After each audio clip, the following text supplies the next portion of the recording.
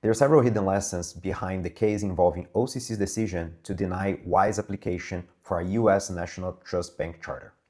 The Financial Times reported that the OCC rejected Wise application after identifying concerns involving anti-money laundering controls, knowledge of the U.S. banking law, fiduciary experience, and the qualification of the proposed U.S. management team and board. I decided to look beyond the headlines because this type of charter has become strategically important to several fintechs and digital asset companies in the United States. Also, Wise has built a successful cross-border payments business that inspired many other fintechs. Look at these numbers. In its OCC application, Wise reported that its US business served 1.8 million customers and generated around $269 million in revenue during 2024.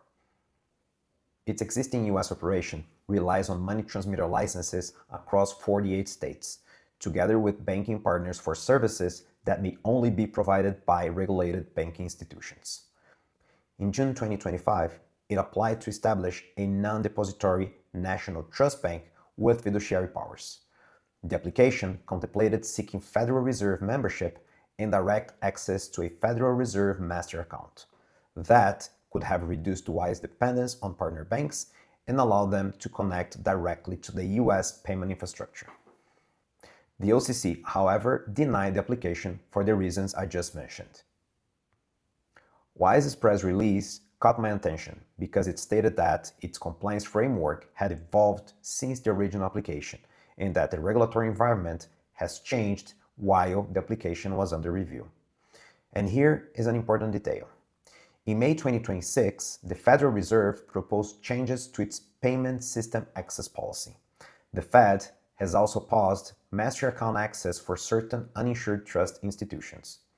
As a result, the original strategy of obtaining a trust bank charter followed by a traditional master account became less viable.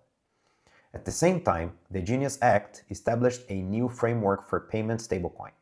Wise has now indicated that it intends to submit a new National Trust Bank application aligned with that framework.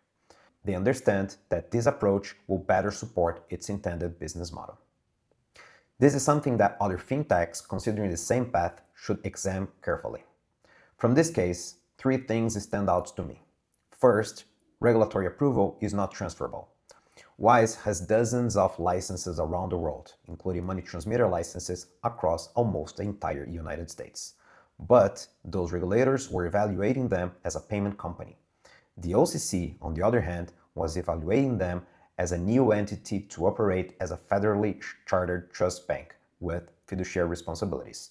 Those are different assessments. Second, the US market presents a unique challenge. Being licensed to offer payment services does not mean that a fintech will obtain direct access to the Federal Reserve infrastructure. In many jurisdictions, payment institutions can access domestic payment systems through clear and more standardized structures. And third, the Genius Act may offer a more suitable regulatory path. Thanks for watching.